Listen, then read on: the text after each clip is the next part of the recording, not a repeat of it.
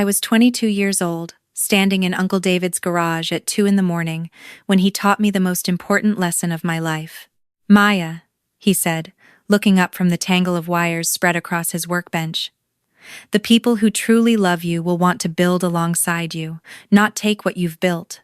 He was dying then, stage 4 pancreatic cancer, though neither of us said it out loud. Instead, we buried ourselves in code, in circuit boards, in the startup that would become everything. That was 3 years ago. Uncle David had been my father's younger brother, the one who never quite fit into our family's world of corporate lawyers and country club memberships. While my parents climbed social ladders in Boston, Uncle David moved to the Bay Area and built things software, mostly, but also furniture, gadgets, entire worlds inside computers. When I was 16 and my parents were too busy managing their images to notice I existed, Uncle David invited me to spend the summer with him in San Francisco. I never really went back. Oh, I returned to Boston for holidays, for appearances, but my real life happened in that garage in Palo Alto, where Uncle David taught me to code. Not the way they teach it in schools, with sterile textbooks and theoretical problems. He taught me to build things that mattered, things that solved real problems.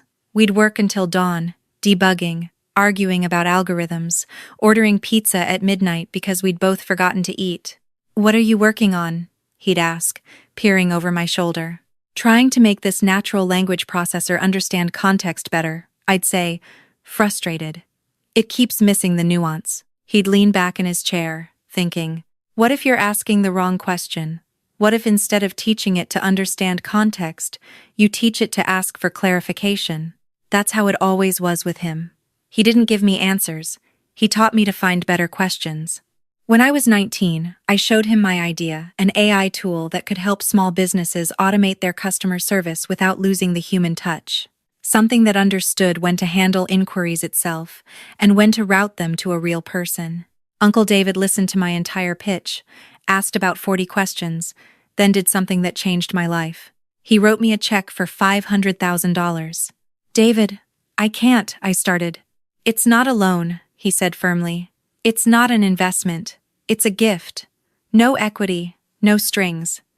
Build your company, Maya. Build it the right way." The right way? Keep control. Don't give pieces of it away to people who didn't bleed for it. And for God's sake, don't flash your wealth around. The wrong people will notice. I should have listened more carefully to that last part. We built CustomerConnect together, really. I wrote the core AI, but Uncle David helped with everything else, incorporating the LLC, setting up the business bank accounts, finding our first clients. He was there for every all-nighter, every pivot, every small victory. When we landed our 10th client, he bought champagne, and we drank it straight from the bottle on his driveway at sunrise. 6 months later, he sat me down and told me the cancer was back. "I'm not doing chemo again," he said calmly. "I want whatever time I have left to be clear-headed. There are things I need to teach you still." Those next months were a blur of hospital visits and late-night coding sessions. On good days, he'd come to the garage and we'd work side by side, like always. On bad days, I'd bring my laptop to his room and code while he slept, just so he wouldn't be alone. 3 weeks before he died, he had his lawyer come to the hospital. I tried to leave, to give them privacy, but Uncle David grabbed my hand. "Stay," he said. "This concerns you."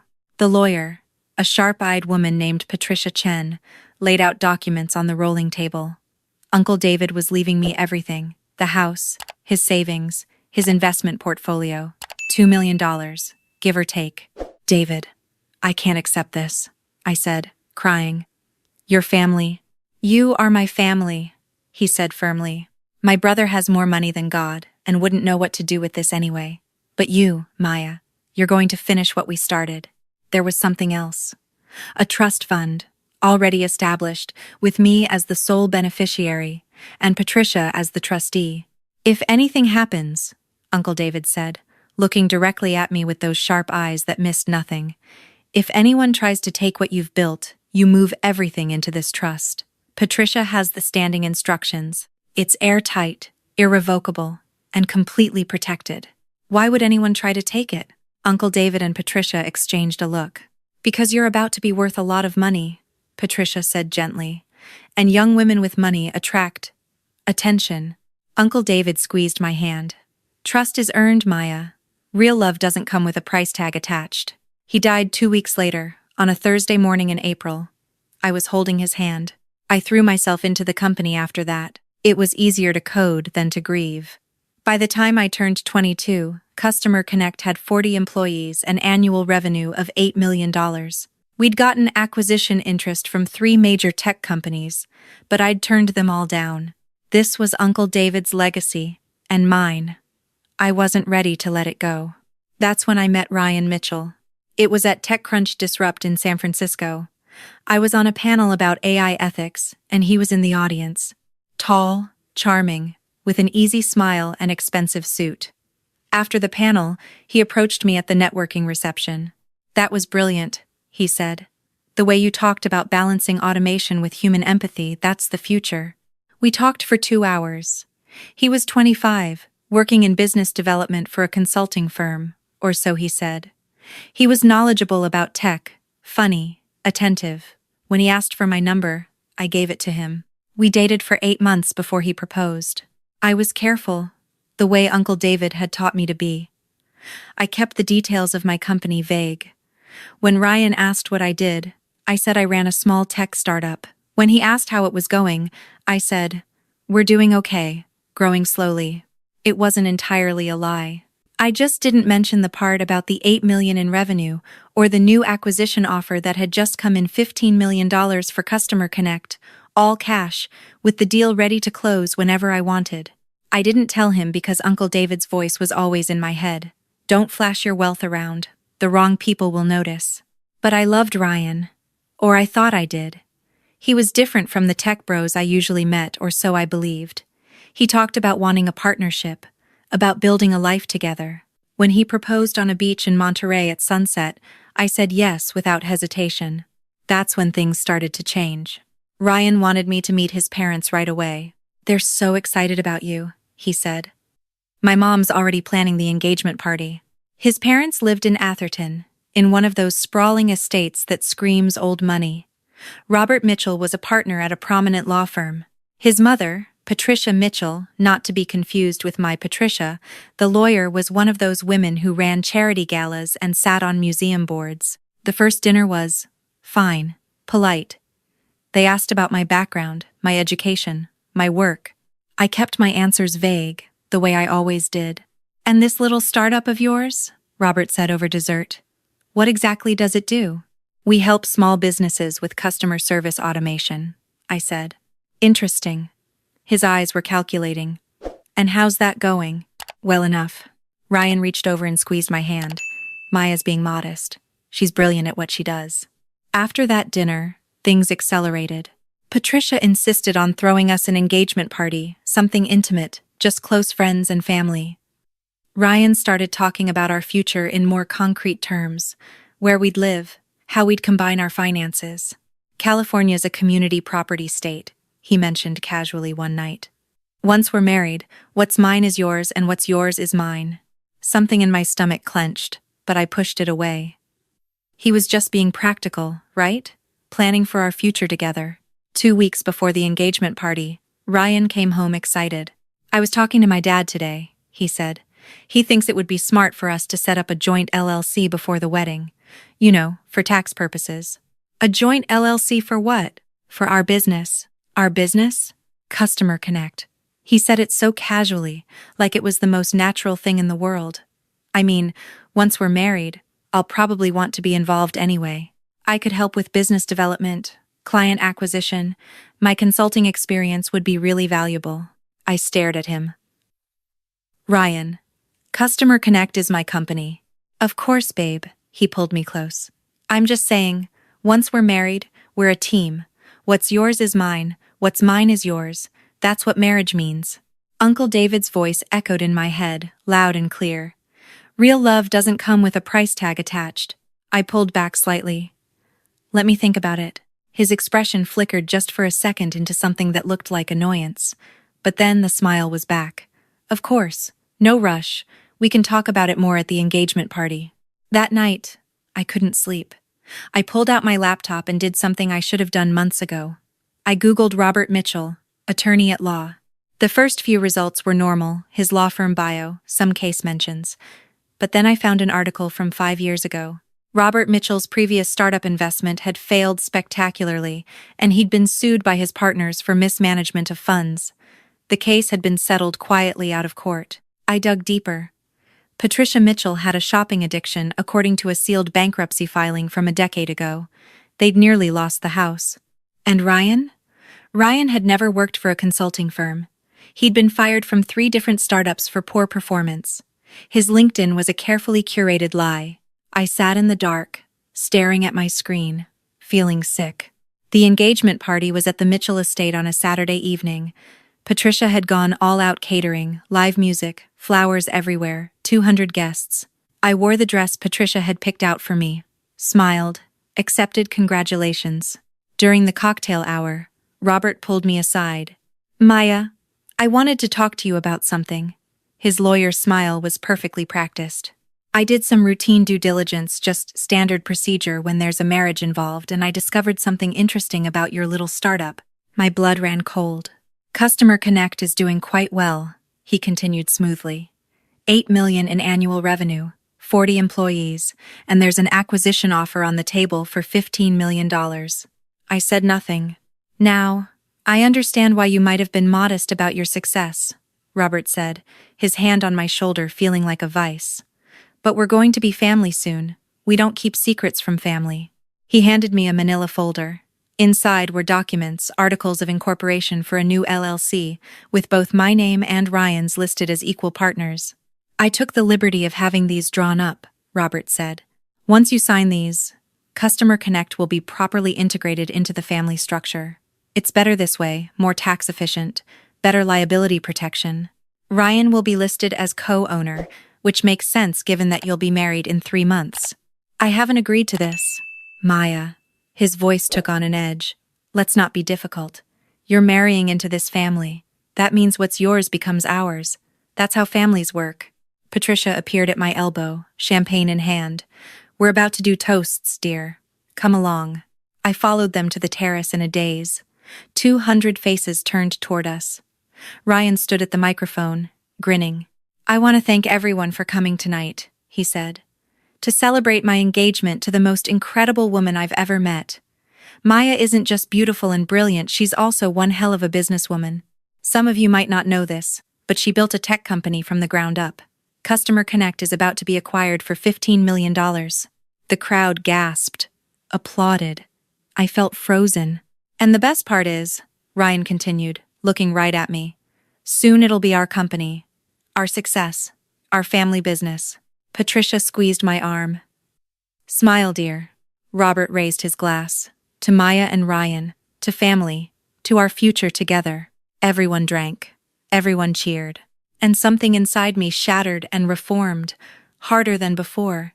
"I need to use the restroom," I said quietly. "Make it quick," Patricia whispered.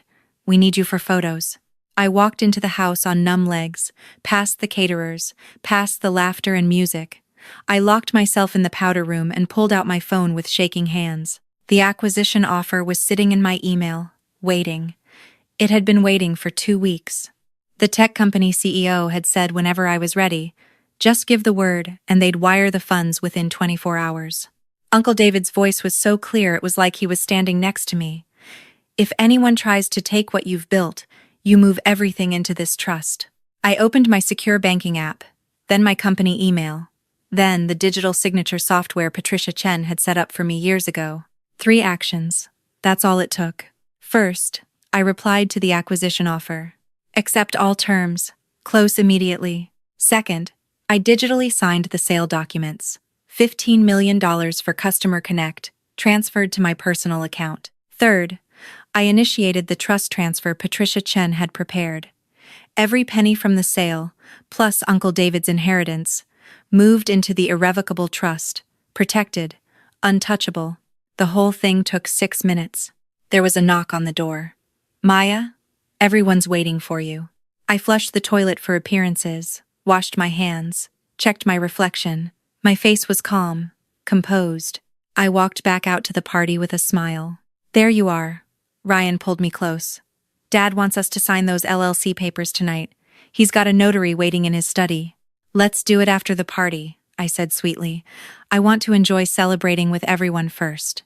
Smart thinking, Robert said, appearing beside us. Besides, we should discuss the operational structure. I'm thinking Ryan should be CEO, given his business experience. Of my company? I kept my voice light, curious. Our company, Patricia corrected gently. Family business, remember?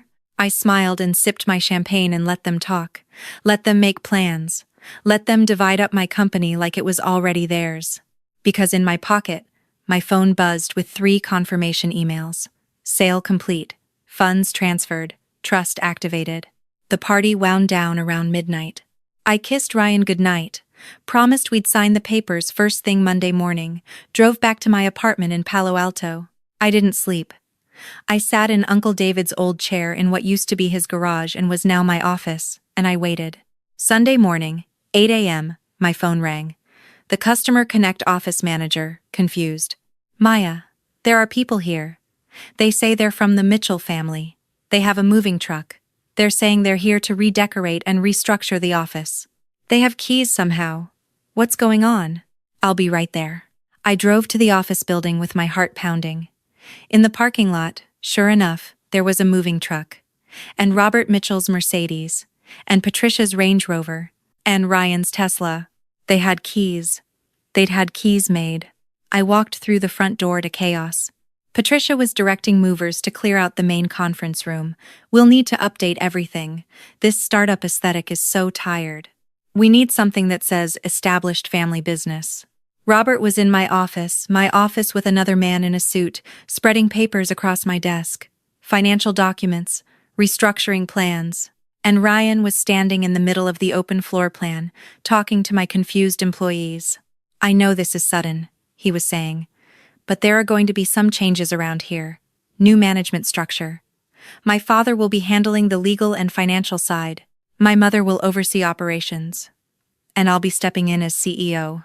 One of my developers, Jennifer, caught my eye. She looked terrified.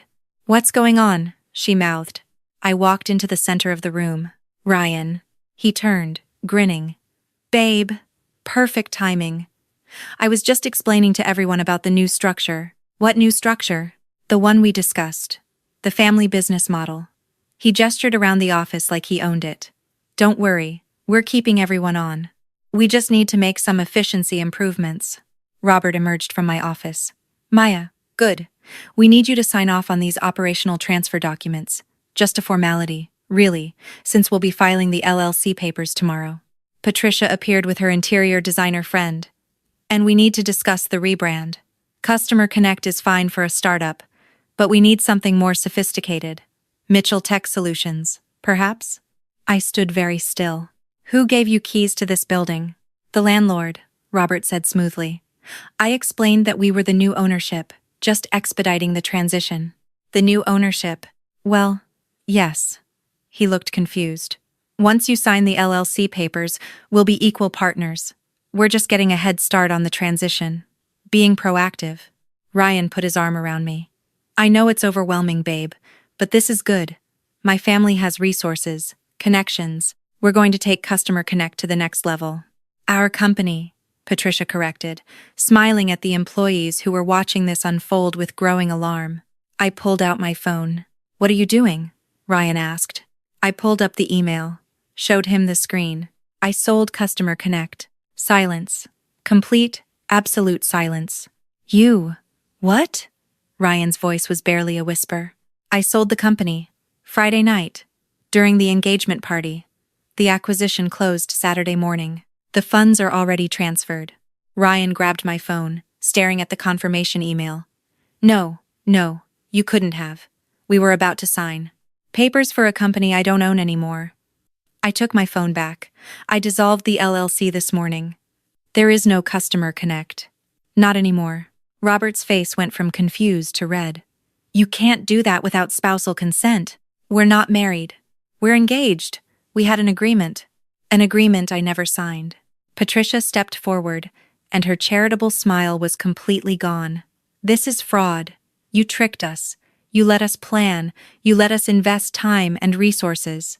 You let yourselves plan to steal my company, I said clearly. Every employee was watching now. You had no legal right to make keys to this building. No right to make operational decisions. No right to tell my employees there would be changes. You were operating on the assumption that you could forge documents and force me to hand over something I built. Forged documents? Robert sputtered. I would never. The LLC papers you prepared list me as a signature, but I never signed them. That's forgery, counselor. You should know. A car pulled up outside. Then another. Through the glass doors, I saw Patricia Chen, my lawyer, stepping out of a black sedan. Behind her, a representative from Tech Dynamics, the company that had acquired CustomerConnect. Patricia Chen walked in with the brisk efficiency of someone who'd done this before. Mr. Mitchell, she said coldly. I'm Patricia Chen, Miss Maya's attorney. You're currently trespassing on private property. This building is leased to CustomerConnect, LLC, which Miss Maya Chen dissolved this morning after selling the company's assets. You have no legal right to be here. This is ridiculous, Robert blustered. I'm an attorney. I know the law. She can't sell marital assets. They're not married, Patricia said. And even if they were, CustomerConnect was established with funds from David Chen's estate, making it separate property under California law. Miss Maya had every right to sell her company without anyone's permission. The Tech Dynamics rep stepped forward, holding up a tablet. I have the signed acquisition agreement right here, along with confirmation of funds transfer. $15 million, wired Friday at 11:42 p.m. The sale is complete and legal. Robert's face was purple now. You little. Careful, Patricia Chen warned. There are witnesses. I turned to Ryan. He was staring at me like I was a stranger. You did this on purpose, he whispered. You let us think, you let me think. I wanted to be wrong, I said, and my voice cracked despite my best efforts. I wanted you to stop them, Ryan. I wanted you to tell your parents that this was my company, not ours. That you loved me for me, not for what I built. I do love you. You called it our company, before they even asked you to. You said you'd be CEO. You watched your father prepare forged documents and said nothing. His mouth opened and closed. All you had to do was choose me over the money, I said quietly. That's all. Just once. Patricia Mitchell made a sound like a wounded animal. We threw you an engagement party.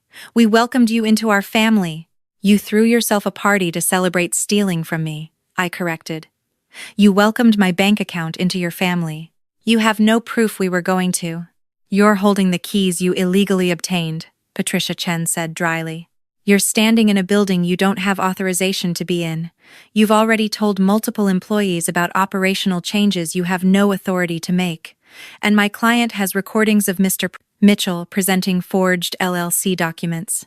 Would you like me to continue? The movers, sensing the shift, were already backing toward the door. Robert pulled himself together, straightening his tie. This isn't over. We'll sue for. For what? Patricia Chen raised an eyebrow. Your son wasn't married to my client. She owned her company outright. She sold it legally. If you attempt to file suit, I'll counter with charges of attempted fraud, forgery, trespassing, and theft of services for the keys you obtained under false pretenses. She handed Robert a business card. In fact, I've already filed a complaint with the California State Bar about your conduct. They'll be reaching out to you. The color drained from Robert's face. Ryan grabbed my arm. Maya, please. I love you. I didn't know they were going to. I removed his hand gently. You knew. Maybe not all of it, but you knew. You called it our business on the first date we had after your dad looked into me. You started talking about combining finances the week after you found out about the acquisition offer. His eyes were shiny with tears. Real or fake, I couldn't tell anymore. I need you to leave now, I said. All of you. Patricia, the mother, looked like she wanted to say something cutting, but Robert grabbed her arm and pulled her toward the door. Ryan followed, his shoulders slumped. At the threshold, he turned back. The ring? I pulled it off my finger, 3 carats, carefully chosen by Patricia to match the Mitchell family aesthetic, and held it out. Keep it. You'll need it.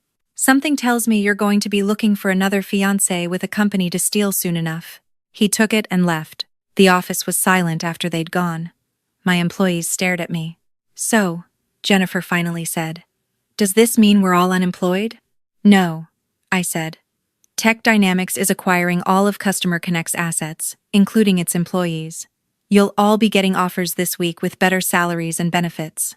That was part of the acquisition agreement. And you? Someone else asked. What happens to you? I looked around the office, this place Uncle David and I had built from nothing. This place that almost got stolen. I'm going to do what I should have done a long time ago, I said. I'm going to build something new. That was 6 months ago. I'm writing this from Uncle David's garage. Or what used to be his garage. I bought the house from his estate. Patricia Chen handled the paperwork and converted the space into a technology incubator for women founders. The money from CustomerConnect's sale, combined with Uncle David's inheritance, is sitting in the trust he set up for me. It's being used to fund startups for women who want to build something of their own and keep control of it. We teach them not just how to code or develop business plans, but how to protect what they build, how to structure LLCs, how to set up trusts, how to recognize when someone loves you for your money instead of loving you. We call it the David Chen Foundation for Women in Tech. Yesterday, a young woman came in with an idea for an app. She was bright-eyed, excited, couldn't stop talking about the possibilities. She reminded me of myself at 19. My boyfriend thinks I should bring him on as a co-founder, she mentioned casually. He says once we're serious, we should be partners in everything. I pulled up a chair. Let me tell you a story, I said, about my uncle, and a lesson he taught me about the difference between people who want to build with you and people who want to take what you've built.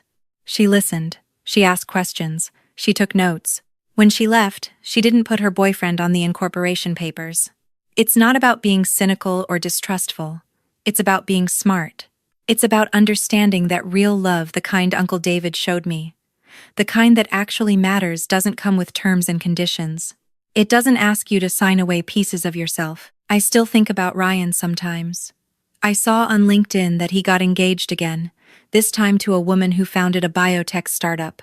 I almost reached out to warn her, but then I reminded myself that some lessons you have to learn yourself. I think about the engagement party too. How close I came to signing those papers, to believing that love meant giving everything away. But mostly, I think about Uncle David. About late nights in this garage, debugging code and eating cold pizza. About his voice saying, "The people who truly love you will want to build alongside you, not take what you've built." Last week, I was working late when one of our new founders knocked on my door. "Maya? Can I ask you something?" "Of course. How do you know?" She twisted her hands nervously. "How do you know when someone really loves you? When they're not just interested in what you can give them?" I thought about it. About Uncle David spending his final months teaching me instead of pitying himself. About Patricia Chen defending me without hesitation. About Jennifer and the other employees who stood by me, even when things got messy. "Real love makes you stronger," I said finally. "It adds to who you are. It doesn't take away. The right person will want to help you build your dreams, not claim them as their own. And they'll prove it through actions, not just words." She nodded slowly. "Thank you." After she left, I sat in the quiet garage and pulled up a photo on my phone. Uncle David and me, 3 years ago, holding our first CustomerConnect contract and grinning like idiots. "I finished what we started," I said to the photo. "And I'm using it to help other people build their own dreams. Just like you taught me." The garage was quiet except for the soft hum of computers and the distant sound of traffic on El Camino Real. But I swear I could hear Uncle David's voice, one last time, saying what he always said when we accomplished something worth doing. "I'm proud of you, kid. Now let's build something else." So that's what I'm doing. Building, teaching, protecting. And I've never signed my name to anything that wasn't mine. Not once. Not ever.